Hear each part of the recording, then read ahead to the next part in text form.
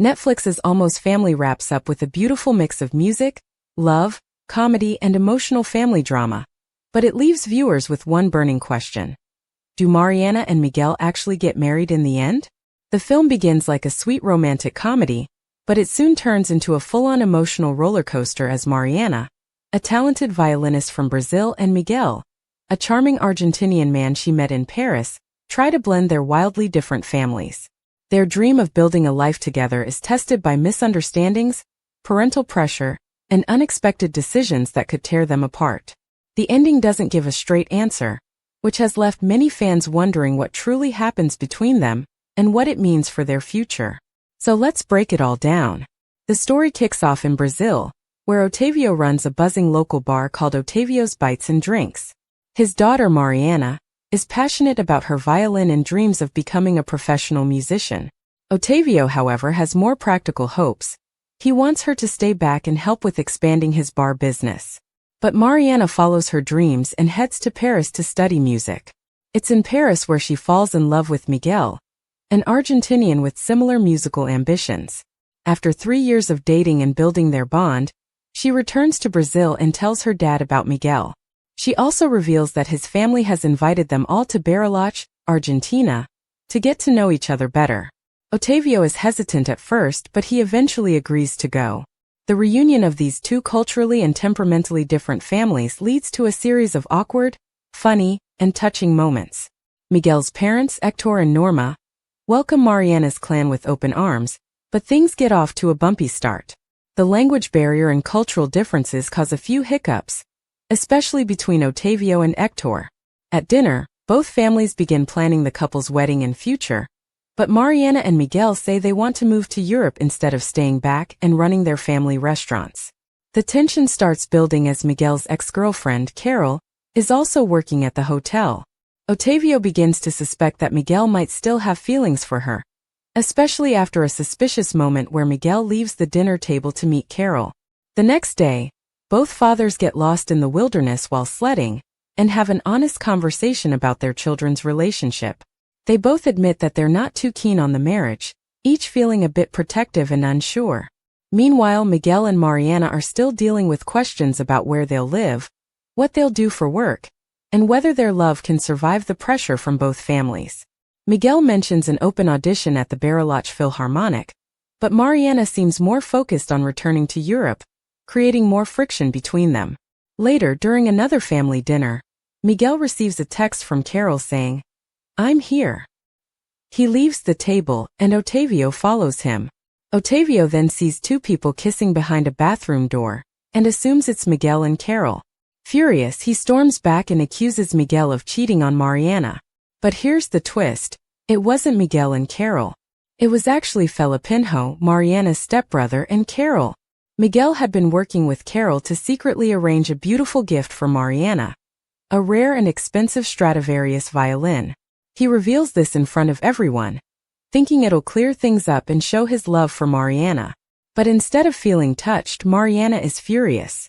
She lashes out at Miguel for making major life decisions, like staying in Argentina and accepting a position in the local orchestra, without consulting her.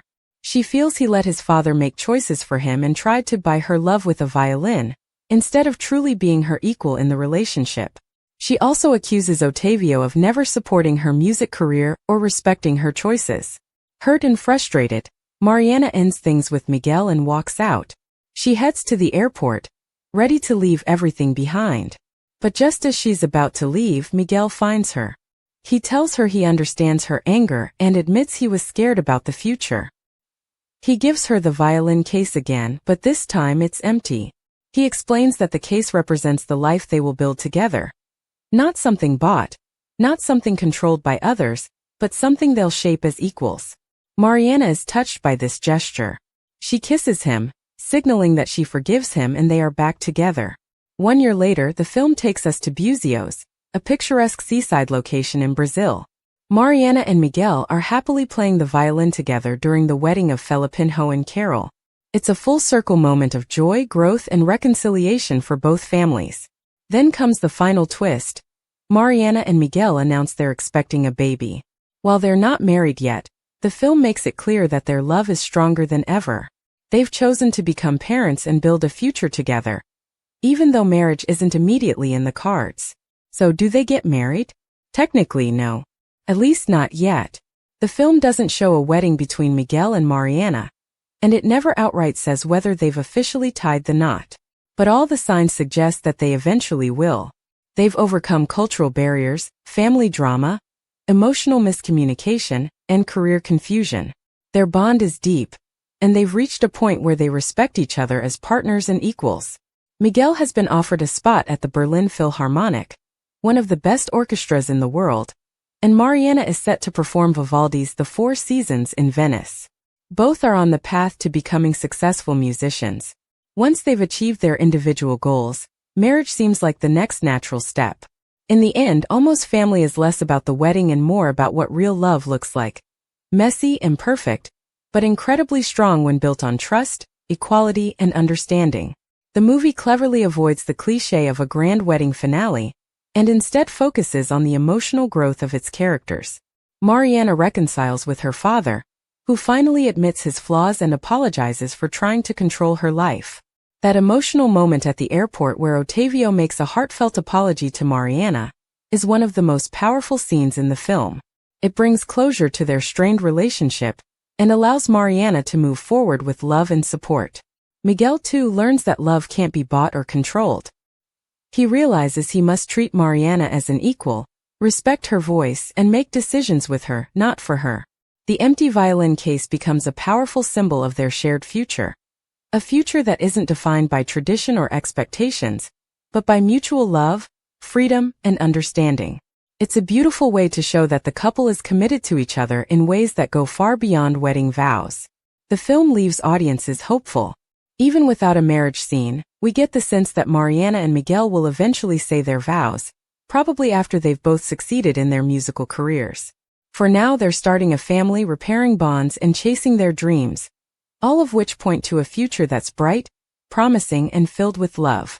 So while Almost Family doesn't give you a traditional fairy tale ending with a white dress and church bells, it gives you something deeper. A relationship that has survived real challenges, two families that have learned to accept one another, and a couple ready to face life together, whatever it may bring. And honestly, that feels even more romantic than a wedding.